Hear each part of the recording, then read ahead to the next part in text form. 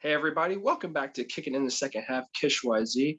I wanted just to go over some of the game ones, the reviews, the reactions of them. I just want to be honest. I watched what I could of the game ones on Saturday, and unfortunately for the game ones on Sunday, I was at work, so I really didn't get to see much of anything. I tried to watch some highlights, some reviews of the game just to, give y'all a little bit of information, a little bit of take on what I thought from that. But yeah, not much I can speak on there. But yeah, let's start off with Saturday's games. Obviously, that was the first day of the playoffs, the 2021 playoffs, and the first game of the day was the Milwaukee Bucks taking on the Miami Heat in Milwaukee. And yeah, that game, I think when I started watching that game, it was actually about halfway over, to be honest, because I was out grabbing some food for the game. And by the time I got back home, turned the TV on, it was like a minute and then halftime started. So I was like, okay, well, at least I get to watch hopefully the better part of the game. And yeah, from what I saw, it was a great game for sure. This is going to be a real interesting series just because, like I said, this is a matchup that happened last season in the 2020 playoff bubble. And we're definitely seeing this again. So that's awesome to have that feeling once more, and just to be just for them to be in the playoffs early like this in the first round, where I would preferably like to have seen this in the second round, is what makes it really interesting, because obviously both of these teams are deserving to be out the first round. But I mean, there's going to be one winner. So yeah, just let me just see some takeaways here. Jimmy Butler and obviously Giannis, they didn't have their normal type of game as far as how they play their game and what was on display. It was kind of like they were out of sorts a little bit. Jimmy Butler, I think he had a pretty awful night as far as a shooting percentage night. Giannis didn't really get what he normally likes to do down in the paint, so for him it was just kind of more so just relying on his teammates, and that's what happened in the game. Both teams, or both of those guys between Jimmy Butler and Giannis, had great team support, and that's what it takes in the playoffs. It takes as deep of a team as you can get as far as when it comes to support. But if you haven't seen the videos already, I did a video for each series of games for the first round of the playoffs, and for this series I labeled for the Bucks that Jrue Holiday was going to be the X factor, and boy did he show up. Jimmy Butler definitely provided that X factor, that punch that they didn't have last year. I mean, just that defense alone, and then one of those plays he made towards the end of the game in the fourth quarter where he threw the ball for a fast break and laid it in, just keeping that momentum going and keeping the team at a steady pace, as far as defensive and staying in the game and not mentally losing focus. Like, okay, if the Heat are coming back or rallying back and they're catching up or they take the lead, we got to stay in the game and keep making those big plays, because it's at that point it's play by play, and you gotta keep contributing, keep pushing, and that's what he's providing for that team. And yeah, even though the Milwaukee Bucks did win this game, it wasn't by a whole lot. So it's yet to see the full blossoming of the game, as far as, like I said, Giannis and Jimmy Butler contributing at their greatest efforts. I'm sure that'll come.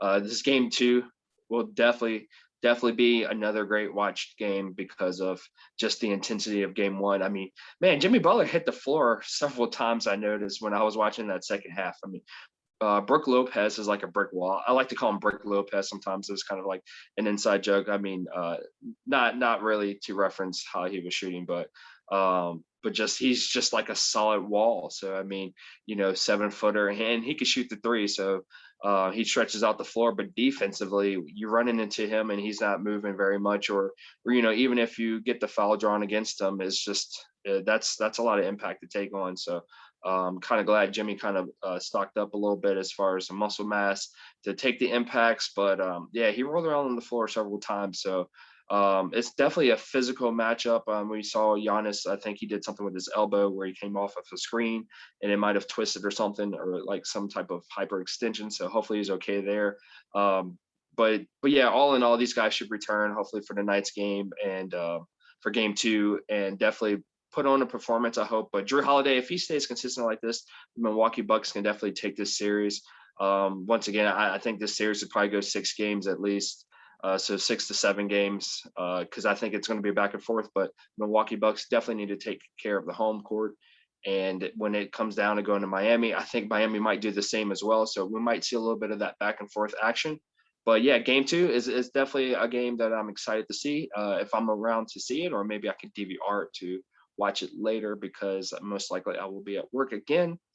And yeah, that's all I really have to say about the Milwaukee Bucks and the Miami Heat for now, but I'm definitely keeping track of that. Let's move on to the Dallas Mavericks and the Clippers. So this is a game I actually got to watch. I want to say actually out of the whole weekend, this is probably the only game I'll watch in totality, like all the way through first quarter, second quarter, third quarter, fourth quarter. And man, wow, this this game is another one that is comparable to the Heat Bucks game in the premise that they were both playing each other last year in the playoff bubble.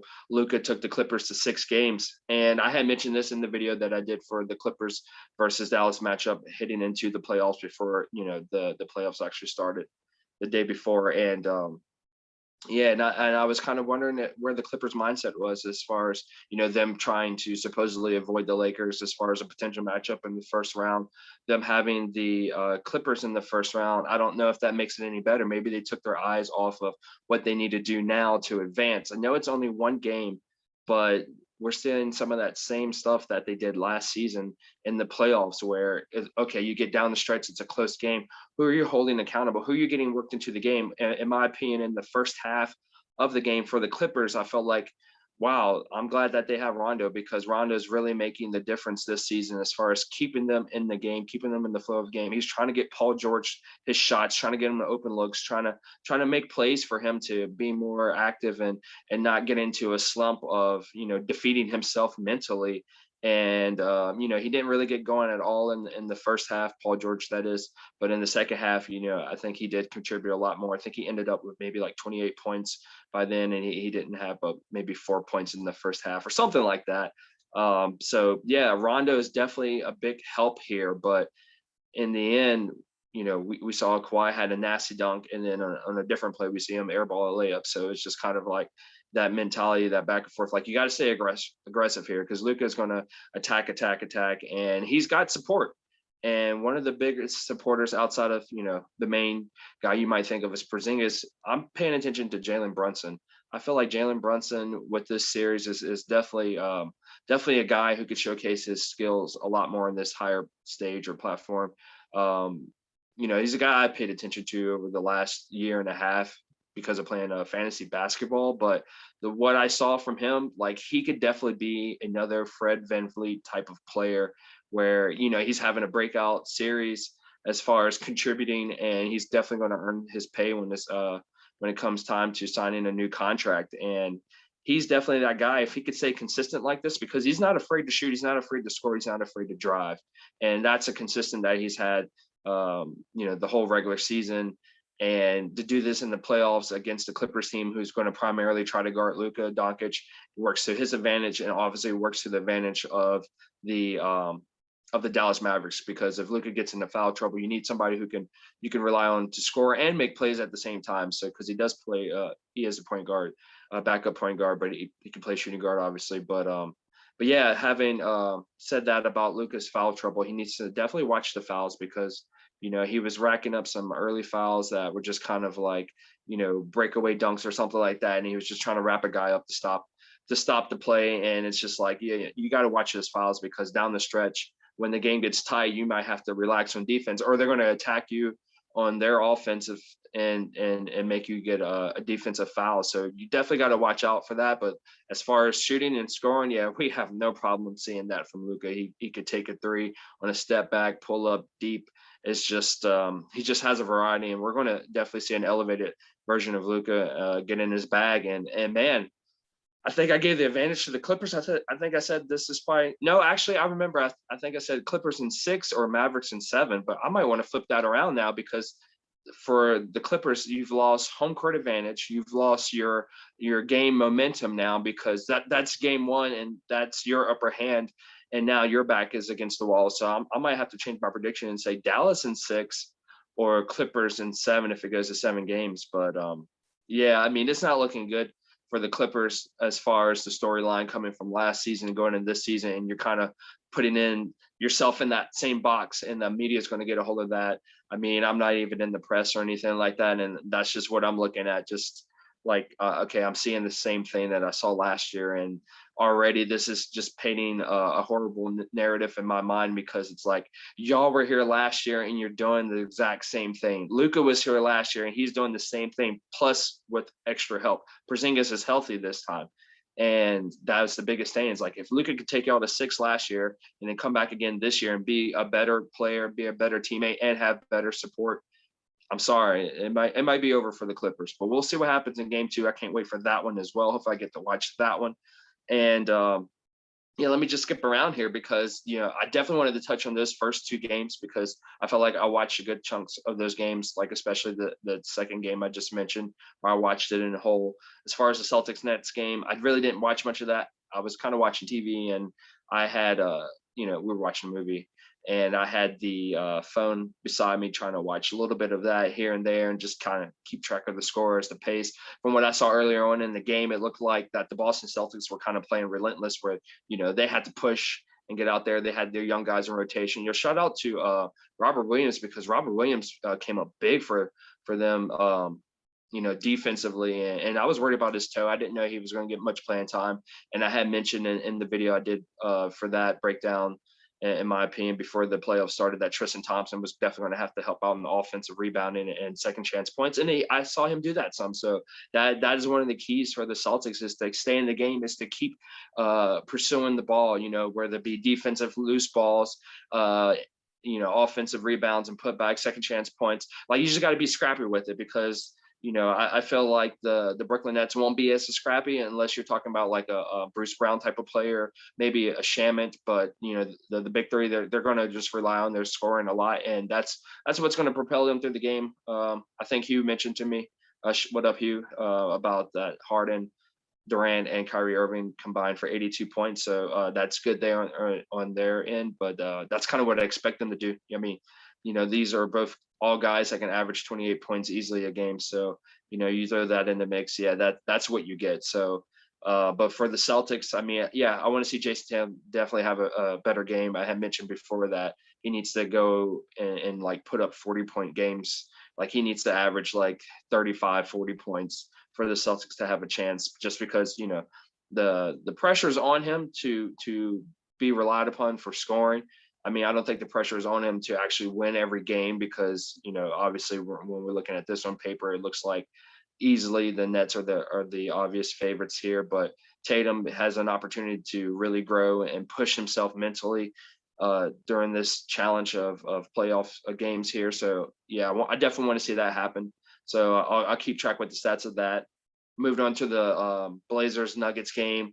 I didn't watch much of that either. I had other things I needed to do at that time. And I would just say to the Blazers, just keep doing what you're doing. I did see a little bit of where, Nurkic was putting in a pretty decent performance. And that's big, because, that's what they need. Without Nurkic, it's just Dame and McCollum mostly. And, we've seen that narrative over and over. It's like a broken record, because they're just such great players, but they need that whole team feel and aspect. But shout out to Carmelo Anthony. He played big. And then I like Norman Powell's fit with the team, like I've said before. So when all these players are contributing in their respective roles, like I said, especially the bigs and Nurkic or Cantor, that definitely helps out a lot. And from, what I heard from Hugh, again, they talked about how the Blazers wanted to make Jokic primarily a scorer and less of a passing playmaking threat. Seemed to work to their advantage. So I think Hugh said they ended up holding off Jokic to 1 assist. So that's interesting there. And yeah, I meant to mention this before, because I did think about this, and then the announcer mentioned it during the game, that Nurkic used to be a teammate of Jokic, because they were both on the Nuggets team. This is probably about, maybe 4 years ago now, but they had to trade one or the other. And obviously they went with Jokic as far as keeping him, and they needed to make room, because, both of these guys were worthy of starting, but they wanted to focus more on Jokic, and that's why they traded away Nurkic. And yeah, Nurkic can do great things. He does have some passing to his game. I think he had a handful of dimes for that game, and that's what they need. That's what they need. They need him to be aggressive from the rebounds, and definitely score. And then if he can make plays for others, sure, move the ball around, get the ball to the hot man, and see what happens there. Let's move on to the Sunday's game. So Sunday's games, I basically did not watch hardly any of it. I try to catch some highlights. I try to catch some DVR videos, and I wanted to do this video last night, so it didn't really work out with allergies and stuff. It was just terrible. So I tried to watch some basketball while I was trying to fall asleep, and with the Wizards Sixers game, I don't think I watched anything but maybe a highlight or two. And just looking at the box score, I would say for me, I'm just assuming that Russ didn't do his best. I mean, we're always expecting him to do a triple double, right? Like just have that game consistently, because he consistently can, even though it's against the best team in the league record wise, or the second best team in the league record wise, the 76ers, but or third best. I'm sorry, I don't even know where they ended up as far as overall, but I think they were second. But they're number one in the Eastern Conference for a reason, and I think just more scoring from Russ. Just continue to play at that elevated high level. This is going to be a difficult series to try to win, but I would say try to win at least one game, if not two. You need some momentum coming in to this second game. So even if you lose game two, that way when you come to game three at home, you can at least have enough sustainability to pull off at least one home win, and I think that would definitely please the Washington Wizards fans and the organization as a whole going forward. But I think this is still kind of like a measuring stick of how well Russ and Beal can play together in these situations of intensity against one of the better teams of the league. The Lakers Suns game, I didn't watch anything of that. I think I just saw the little clip when LeBron kind of exaggerated his fake injury, and then there was a little scruffle after that. So I didn't even really get into watching the game. I didn't even DVR it. I forgot to do that, and I thought I was going to catch the replay, but I didn't stay up long enough to catch that replay either. I might be able to catch something later today, but by that time I might as well just wait for tomorrow and watch game two. But obviously, looking at the score, I'm either thinking it's bad offense or great defense, and I just want to say maybe it was a combination of both. Just looking at the Lakers box score, maybe the Lakers forgot how to play basketball. I don't know, but the only thing I can make out of this, if you're a Lakers fan, is that last year in the playoff, but in the bubble playoffs, they did lose game one to the Portland Trailblazers and wind up winning that game. But the Phoenix Suns are not the Portland Trailblazers of 2020. The Phoenix Suns are a legit team, and Chris Paul knows how to manage his players around them. Let's just say he's an on-floor coach. So it's definitely going to be interesting to see what the Lakers do differently in game two, and how Phoenix keeps that momentum going, how DeAndre Ayton, shout out to him, how he can still, dominate against the other bigs, because that's what it's going to take. And it's going to take AD to dominate against Ayton if the Lakers want to win. So let's just call it a battle of the bigs there when it comes to that. But the Suns definitely have multiple weapons they can go to. And, they relied upon that heavily. And for the Lakers, they don't have any other people they can really go to consistently. Kuzma, Caruso, they do have hot games here and there, but it's not consistent. They need consistency, and maybe that's what they like to do. Put themselves in an underdog position and use that as self-motivation. They're like, okay, we're in this hole and we need to get out of this hole. But for the Suns, just keep that mentality, keep that driving force, and hopefully CP3 is healthy to continue playing the rest of the playoff series here, and we'll keep an eye on that one as well. Hawks Knicks, I did watch some DVR of that, and that game looked pretty well. It looked like it was pretty intense. I didn't even finish the game. I was trying to watch some of it before I started recording this video. But for what I saw earlier in the game, because I did watch some of it on my phone while I was at work, the Knicks transition defense is what I saw early on in the first half, or primarily the first quarter. Going in the second quarter is what kind of made a hole for them, in my opinion. Just the transition defense, the rotational defense. I don't know if it's a lack of communication or just a lack of effort there, because their scoring was great. Their bench scoring obviously was tremendous. Derrick Rose topping, provided like a dunk that was kind of like a good motivator there. And then like he had a three in the first half. But I mean, obviously Alec Burks was he was on fire as well. But I don't think the offense is a problem, maybe except for Julius Randle needing to provide a better efficient game, and that would definitely help. But just watch the defense. Just do your homework. I mean, I saw for the Hawks they had Bogdanovich. He was doing pretty well shooting the threes. I mean, scouting report should say, yeah, keep an eye on that guy. Don't let him shoot a three, because that's why they got him in. He was known for that with the Sacramento Kings as far as being like a sniper three, like somebody you can rely upon consistency to take that open look. So yeah, don't leave him open at all, because that's deadly for the Hawks team. Is their 3-point shooting is, they're not afraid to shoot it. So if they're getting wide open looks like that from some of their premier guys as far as shooters, then it's over. But I did mention in the video I did of the breakdown of this series, like the veterans are definitely going to step up and step in for this, and I think that's that's definitely still key to parts of this game. Like I said, Bogdanovich, I guess Gallinari over there for the Hawks, maybe Capella, but on the Knicks side, you have Burks and you have D Rose. So these guys that are coming off the bench. But shout out to Quickly too, because Quickly is a rookie, and he played big. He played bigger than obviously Obi Toppin. But this rookie class, I had mentioned before in one of our podcast videos that this rookie class to me is going to be maybe one of the ones we talk about down the road. Like, how great was this rookie class because of all the players that were were drafted, and it's going to be good in my opinion, because they're not backing down at all. And speaking of not backing down, I want to get right into the Grizzlies Jazz series. And Desmond Bane was another rookie that kind of didn't back down from a challenge. He had a big shot down the stretch, a big 3-point shot. And wow, the Grizzlies against the Jazz. I mean, I know the Jazz didn't have Donovan Mitchell. I did catch bits and pieces of that game, primarily the second half of that game. And yeah, the Grizzlies, they're playing.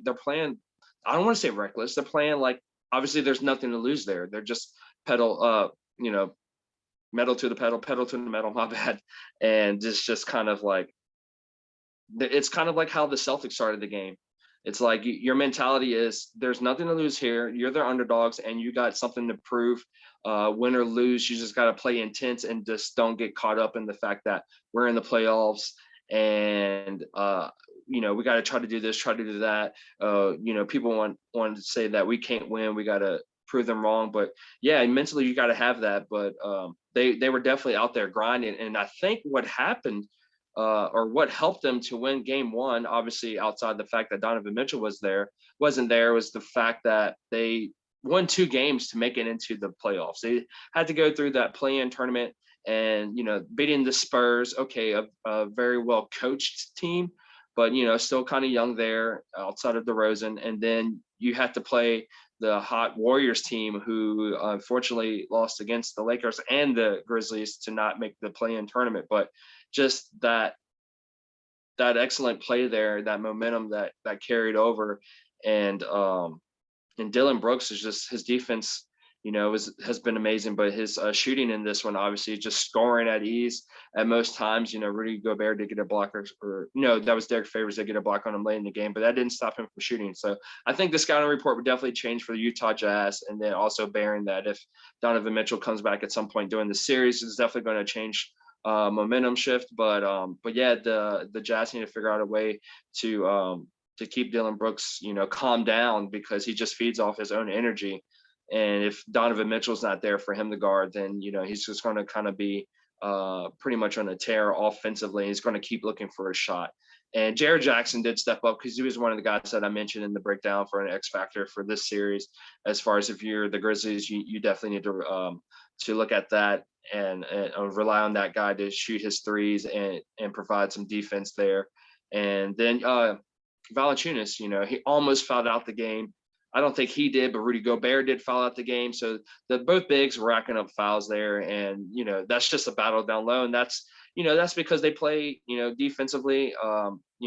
Rudy Gobert's out there. He's trying to, just do defensive player of the year type of stuff. And sometimes you get caught up in some bad action and it draws the foul. But, he's pretty efficient in his per stats as far as player efficiency. And then for Valanciunas, sometimes with him, it's just more of the offensive fouls of him kind of barreling in. But yeah, that's just that was just a great win for the Grizzlies, and they did it in great fashion. They were, they kept it close and then they pulled away at times, and they pretty much just try to keep the lead. and then not just settle down. So it's almost like I said, they just played with their heart out, and just try to take over the game and keep the push down the stretch. So I think they're still going to bring that same momentum in game 2. So for the Jazz, they definitely need to do some scouting report stuff and then hope for the best for Donovan Mitchell to return. And that just pretty much sums up for everything that I could account for as far as what I saw or what I researched as far as stats and just looking at the box score as far as my opinions for the game 1. So it's Monday and I'm ready to see these game 2s, and I'm definitely keeping an eye out, like I said, once more for the Miami Heat and Milwaukee Bucks series. And if you're watching this video, please consider subscribing to our channel and check out our other videos, and look at our podcasts. If you're a fan of podcasts, check us out on Spotify, Anchor.fm, Breakers, Google Podcasts, Pocket Casts, and look for us there under Kish YZ. And then you can also follow us on Twitter and Instagram under Kish YZ, KISH_YZ. Thank y'all for kicking in the second half. Peace and love.